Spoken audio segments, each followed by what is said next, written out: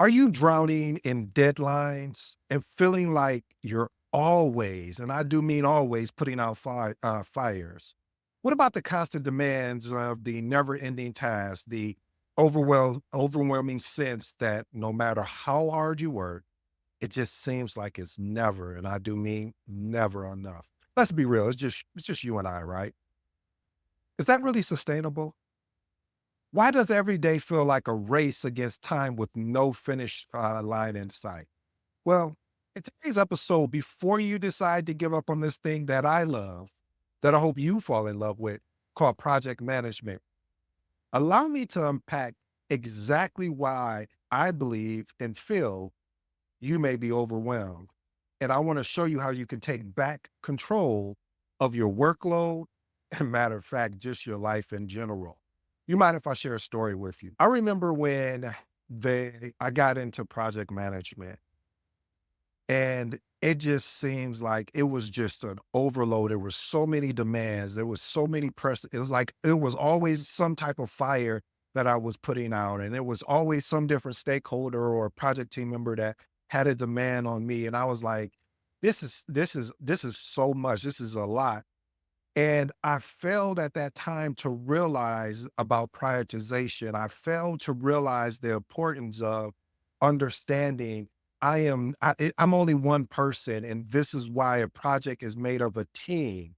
And what I see happens, and I'm seeing it more and more, where people are getting burnt out in this thing I love called project management because of the fact of they're taking on everything. Will you be inundated with a lot of stuff? Yes. Will everything seem like an emergency? Yes. However, it's how you handle it, it's how you approach it. And I'm here because I want to be very transparent with you.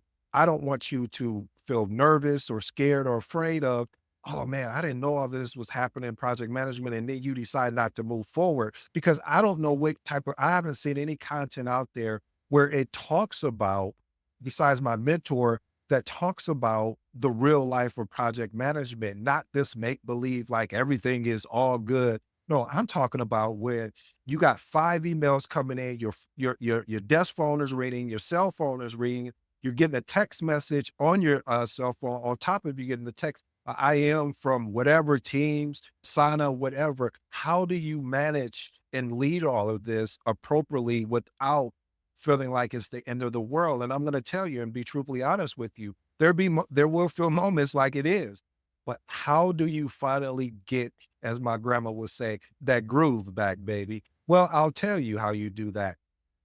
We're going to unpack that of what happens when you realize I don't want to be a PM anymore. I've been there. I've done that. I've gotten the t-shirt and I'm still standing here today telling you there's hope. So if you take a journey with me, if you're willing to get in this car with me and allow me to drive you, you can be the passenger in this journey with you. I'm going to unpack some things that'll help you put things back in perspective for you that will actually make you feel much better about project management. And hopefully I can convince you and change your mind about giving up before you look back and realize, man, I regret giving up on this thing called project management. This episode is not for everyone. This episode is dedicated to those that are really interested in the craft or already in the craft of project management and are at that breaking point of, hey, I just want to leave. So let's get into the content, and I won't even talk anymore except unpacking these points for you guys. All right. Point number one, managing emotional exhaustion. I call this the savior complex. I felt guilty of it. I still even today, I'll fall guilty to it. But I realize how to, when I see I'm doing more than I'm supposed to. And let me clarify more than what I'm supposed to. What I mean by that is that I am, I am not taking a collaborative approach. I am taking an individual silo approach to solving problems. Let's unpack the explanation. Constantly feeling responsible for every aspect of the project's success can lead to emotional exhaustion, especially when taking on problems that others should solve. The savior complex not only drains your energy, but prevents team members from growing into problem solvers themselves. We want to create more of us with regards to problem solving. Our job, yes, the foundation of our job is to be problem solvers. However, it should be a collaborative approach, like I stated earlier. Here's my actionable advice for you. Delegate with confidence. Start trusting your team to handle problems on their own. Establish clear rules and responsibility to ensure tasks are appropriately assigned. Set realistic boundaries. Define what is and is and it is not your responsibility, and use that magic word that I know a lot of project managers are afraid of saying, no. But when it's necessary, though, of course, and adapt a mentorship approach. You guide your team towards self-sufficient rather than solving problems for them, and provide them support, but let them navigate challenges independently. Point number two, you knew this was coming. Find a project management mentor. I call this guidance for professional growth. Why wouldn't you want to work with someone that has probably already been, well, not probably, has been where you're trying to go or want to go in life, and and finding and helping you see around those corners or those obstacles. See, a mentor can offer you invaluable advice, support, and insight based on their experience in the field, whether you're looking to refine your skills, navigate career challenges, or just explore new opportunities. Having a seasoned project manager mentor provides both my two favorite words is accountability and direction. Here's my actionable advice. If you made it here to number two, I have a special announcement, and I didn't really want to do this. I had someone reach out to me. I'm going to tell you a quick story about this. I had someone reach out to me in the comments and say, "Hey, I would really love a place for us to congregate and talk about project management things and have conversations." And I launched this type of community before. It was a free community, the magnetic PM community. And I only had like one or two people sign up. And I was like, hey, I don't want to foot the bill for for people that don't want to, be part of like-minded individuals. I really thought it was going to be, I thought it was just going to blow up and be so successful because there are so many people that are either looking to make a transition into project management or are current project managers and are just, have questions. And just think of a community approach of where everyone is giving them consultation, just not me, just everyone in that group. So I said, okay, when I started doing my homework for today's episode, I realized I have to do it. I can't keep waiting. So I will be giving out a formal announcement, but for now, I want to let you know, yes, this is actually happening. And I will have a paid community, well, more of a paid mentorship where we will work one-on-one together. It will be a customized approach. And reason why I want to do that, because I also see there's a need for, hey, I want to get into project management and I'm going to take this certification and that certification. And I'm like, okay, that's great, but we need to find out how to get you real world experience while you're getting these certifications. So I say all that to say, yes, that was a shameless plug. First of all, I'm transparent with you, but it's definitely going to be something that I've been receiving messages about, and it's just not in YouTube, just in general of, hey, we want somewhere where we can congregate and have a conversation. I'm footing the bill for the free community, but you will have to pay for that one-on-one. I know there's some people out there that need that service, and I want to make sure I set them up for success. All right, next item. Identify potential mentors looking for experienced project managers outside of your organization. Most of the time, people will tell you to look inside. No, no, no, no, no. I do say that I would recommend that you look outside the organization because they will have a non-bias approach, and this will help you understand, hey, how do I move? What would my career goals look? And then I would also recommend getting someone inside, but not a project manager. I would maybe look at someone that's maybe in your department or even outside of your department that could assist and guide you. And once you get this mentor and you initiate the relationship, reach out for clear intention, whether it's seeking advice on career progression, industry challenges, or specific skills you want to develop. One of the things I shouldn't use the word hate. One of the challenges that I've had in mentorship and coaching other people is there's no clear intention. It's like, do you want to get in project management or do you not? Do you want to go after the CAPM or the PMP or whatever. And so I've realized that it's very important that you have a clear intention. If you don't have a clear intention, just be upfront and say, I don't know what I want to do. Can we work through this instead of making it seem like you want to go towards a specific direction. It makes our relationship much better. Okay, let me move on. Point number three, misalignment between work and passion, reevaluating burnout. Burnout often stems from a deeper dissatisfaction, whether this work itself or something that's happening in our personal life. Sometimes, family, what's happening in our personal life, if we're not careful and we're not managing it, it can pour into our actual professional life. And that can be a burden because you're thinking about home while you're at work. And now, when you're at home, now you're thinking about work. And so you have to find a way to create balance. So if the tasks, projects, or industries are no longer inspire you, burnout of a symptom as far as there's a misalignment rather than feeling just overworked. Here's my actionable advice. Identify the source of a burnout. Sit down, family, reflect on the aspect of your roles and find out where your energy is actually being drained and where are you excited at? What do you get excited about during the job? Now, I will be honest with you, there's parts of the job you're not going to like, but what are the parts that you do like? And you're willing to negotiate to say, hey, I don't like these other aspects of it, but you know what? There's a greater upside on the things I do like. It is, and then find out what's the industry, the project, or the day-to-day responsibilities that you would like to have. Seek new challenges, ask for different types of projects, or consider a lateral move within the organization to rekindle your interest in the work. And most of all, family, engage in self-care. Prioritize your mental health or physical well-being by maintaining.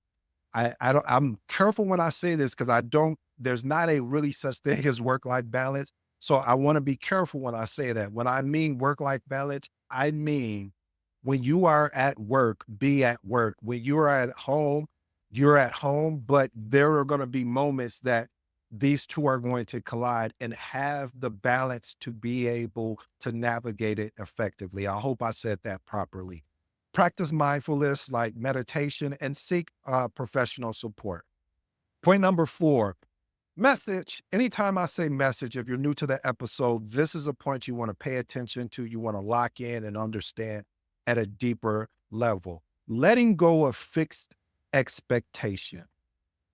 Have to share a story with you, family. So this is going to be a long episode, whether you like it or not, but this is something you're going to be able to play back over and over again. This is one of these episodes that you're going to come back to and say, when you actually have these issues and say, oh man, I remember ED did this episode on exactly. So especially when you get your CAPM or your PMP, or you come from another organization that they done things a certain way that was more by PMBOK standards, you have a tendency to hold on to that rigid expectation. And you start getting frustrated because you're like, why are they leading projects through an Excel sheet? Or why they're not using Microsoft Project? Why they're not using some type of tool or software? And you're trying to push how it should be, but you have to understand, family, you have to be adaptable and adapt to accept certain situations as they unfold. Because if you don't, I'm telling you, you're going to get irritated. You're going to get irritated to the point where you're going to start having an attitude that's going to disrupt all the goodwill that you've done. So here's my actionable advice. Reframe challenges as opportunities. Shift your mindset from frustration over deviations to embracing flexibility. The more flexible you are in this role as a project manager, you will start looking at these as a change for an opportunity to innovate. You could also look at it as, hey, if you make the decision, hey, I'm not going to be at this organization no much longer, you can look at, okay, what am I learning? What am I learning that I can make sure that I can transition into another organization and build off of? All right, next one, focus on the big picture. Keep your eye on the long-term goals and avoid getting bogged down by the short-term disruption. There are going to be a lot of short-term disruption, whether from stakeholders, whether from how processes and procedures automatically change, and you want to aware of it. Adjust plans as needed. Recognize that project plans are not set in stone. Adjust your strategies as new information emerges, ensuring you keep an agile mindset to your approach. Family, we have to keep, as project managers, keep an agile mindset because there's going to be consistent changes and you have to be willing to embrace those changes. And most of all, I wasn't even thinking of this, but now I'll always say this when you're speaking to an audience, know where your audience is at and be willing to meet them there. And then you bring them up with you where you know that you're how the expectations are. But until then, you have to meet them where they're at. You have to work to build that trust and that confidence with them. And once you build that trust, now you're introduced and say, hey, I know we've been leading projects through Excel. Would anybody be open to using Microsoft Project? Or let me show you what it would look like, how it would be easier. Or smart sheets where it will automatically email you if you owe a task instead of me having to do it and you having to remember. So there's ways to go about doing this, but getting frustrated. I know I've been there. Again, I'm not telling you something that I've read. This is my life. I lived this where I was so frustrated that I was about the expectations of an organization. I'm like, how are you guys not using this and doing this? Until somebody pulled me aside and said, hey, this is where they're at. This is why they brought you on. What are you going to do about it? Don't be a victim. Be a victor by saying, okay, this is where they're at. Let me slowly introduce in increments ways to make it better. And if they reject it, okay, I'll come back a month later, or it's 2 months later, or 3 months. So think of it that way, family. Let's move on to the next item. Point number 5, exploring new horizons in project management. Pursuing a role in a different industry or organization. When you're in a current industry or organization that no longer aligns with your career aspirations, hey, maybe you burned out. Maybe you're tired of being in a certain industry. Maybe you're tired of being in construction and you want to get into IT. Maybe you're tired of being IT and you want to get into cybersecurity. One thing I love about project management, this is a transferable skill. Yep, you're going to have to learn the new language and the new conversation in a sense of whatever industry that you're in.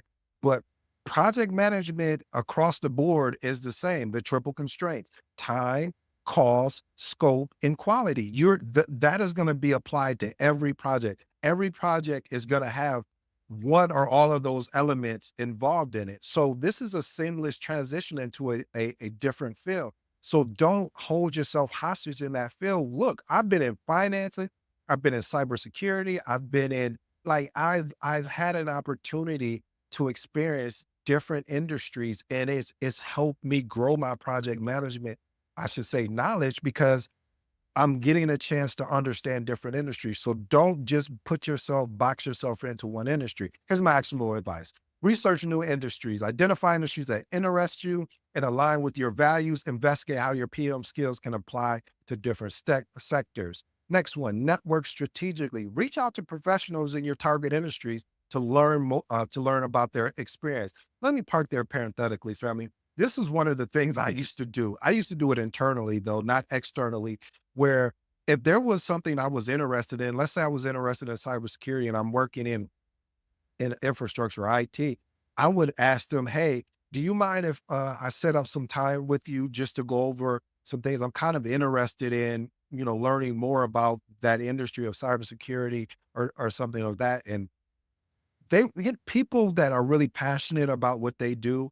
They would love to sit down with you, but don't waste their time. Come there prepared. Come there ready to ask questions, maybe even send the questions ahead of time to them so they can know what you're coming there. Set up an agenda, make it professional, because their time, we know the most valuable asset is time. So I used to use that trick a lot. I mean, if I was interested in a department and want to know, I would set up some time to meet with some people.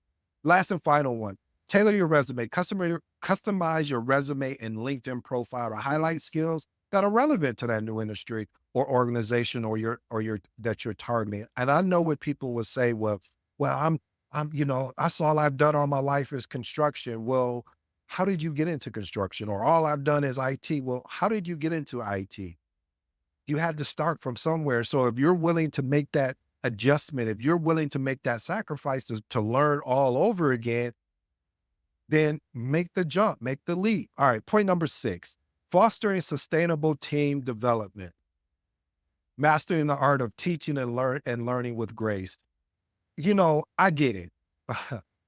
Professional resources were hired to support you, and you realize that it's going to take more time out your already busy schedule to coach and mentor them. I can even think even deeper than that, where you're thinking, well, I'm trying to use the analogy of, teaching people how to fish. Well, if they don't know how to put the bait on the line, it doesn't matter how much you taught them, because you may have to start with the foundational principles first. And you have to even go back and look in your own career.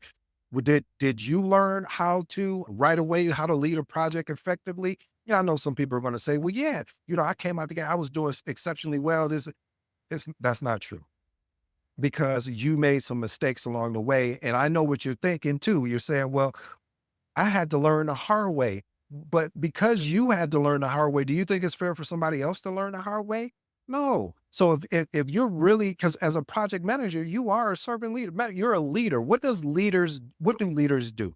Leaders, as according to John Maxwell, they influence and inspire. So if you're about influencing and inspiring, you should be wanting to help them. Now, I'm not saying coddle or hold their hands, but there's an approach to ensuring that they have an opportunity to succeed.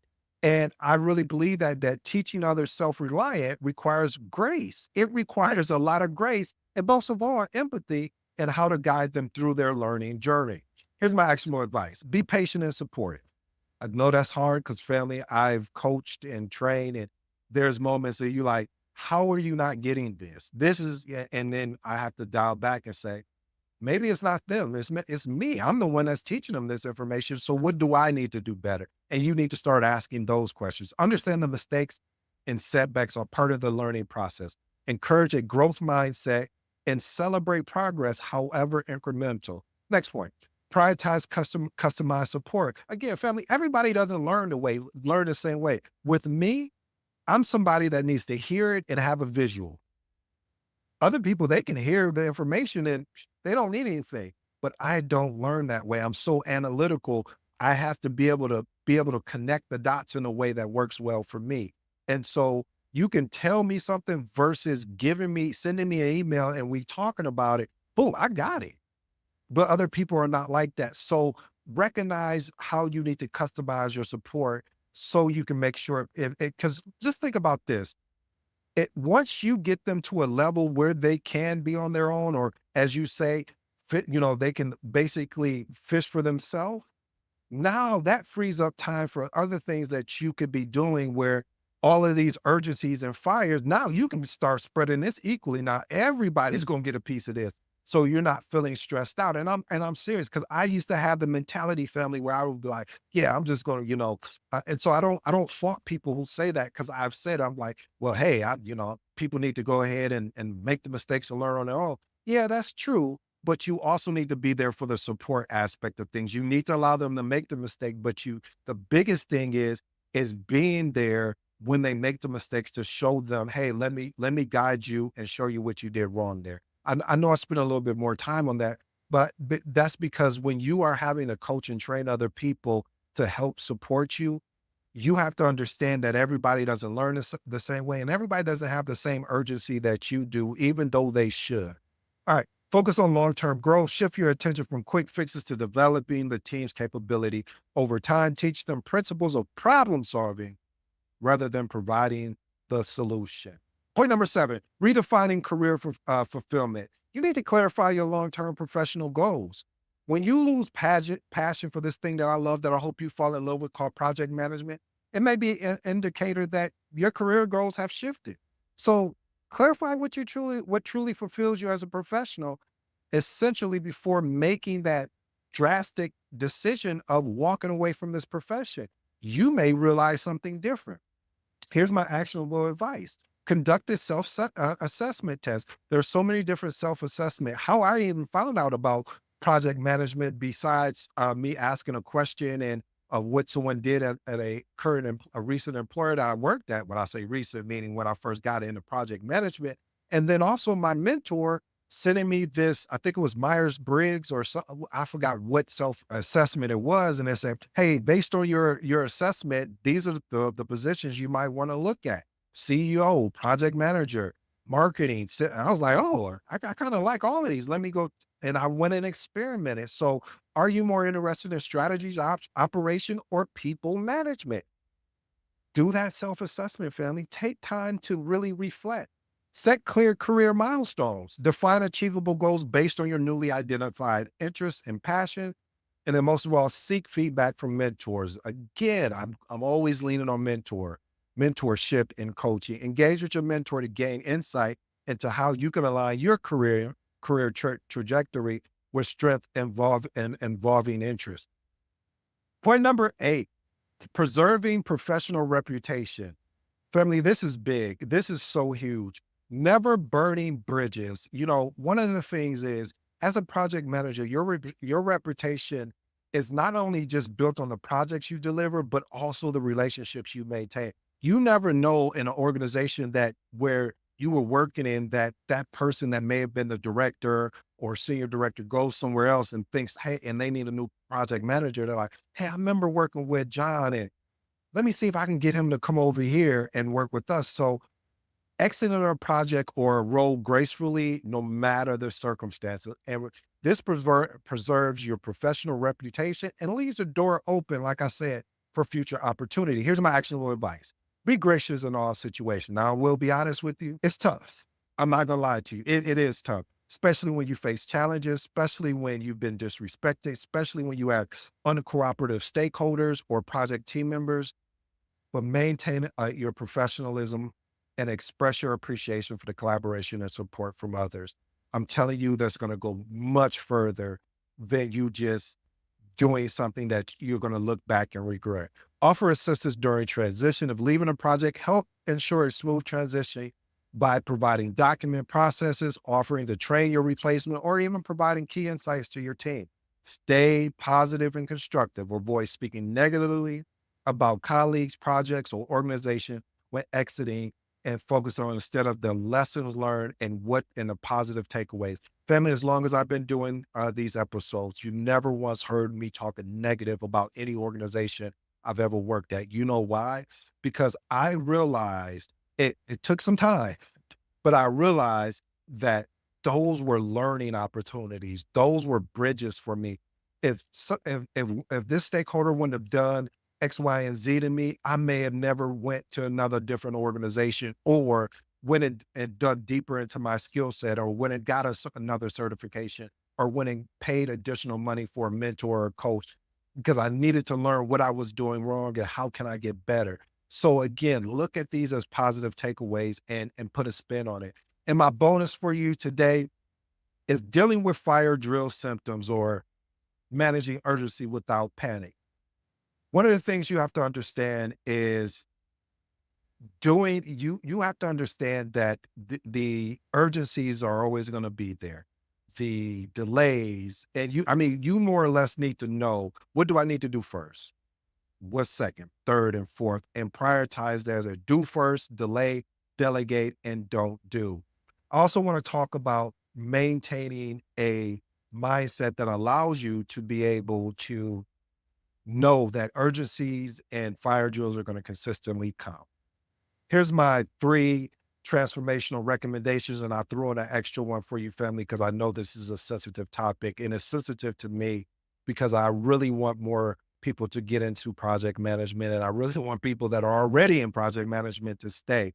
So, number 1, managing emotional exhaustion, the savior complex. Again, guide your team towards self-sufficiency rather than solving problems for them. Provide support, but let them navigate changes independently. Number 2, find a project manager mentor, guidance for professional growth. Like I said, I'm launching a community as well as a paid mentorship and coaching program that you guys will be able to check out. The free community, I'll put something out to explain more about that, how that's going to work, because I really want to be around like-minded individuals. I don't want to be around individuals who come in and they have a motive that is not looking to provide value. I'm looking for those value adders. And then also look for project managers outside of your organization, professional networks, industry association, who have a track record of success and are aligned goals. And the third one, misalignment between work and passion, reevaluating your burnout, identify the source of burnout, reflect on what aspects of your role drain your energy and excitement. Is it industry? Is it the project? Or maybe it's the day-to-day responsibilities. And the last and final point, preserving professional reputation. Never burn bridges, family. Stay positive and constructive. And avoid speaking negatively about colleagues, projects, or organization when exiting. Focus on what you can learn from the opportunity. Focus on how that can push you and grow as a project manager. Well, family, I hope you enjoyed today's episode. This episode was really to help people that are maybe on the fence of walking away from this thing that I love, that I hope you fall in love with, called project management. And those that are in a transition, whether they're getting their CAPM, PMP, or ACP, whatever certification, Google certification, whatever that is, to understand that there will be moments, just like in anything in life, there will be moments. But my challenge to you is, how are you going to respond? And what are you going to do about it? Are you going to be a victim and say, oh, there's nothing I can do? Or are you going to take today's episode and take at least one or two nuggets and say, okay, you know what? I know I can do that. I can sit back and reevaluate my situation and find out, is there something, and is there another organization or industry that I could go into to grow and still be able to use? Because project management is a transferable skill. Well, I won't leave you. I won't talk anymore, family. I go by the name of ED. For you smart and intelligent folks out there, listen, that just simply means it. Until next time, I'm out.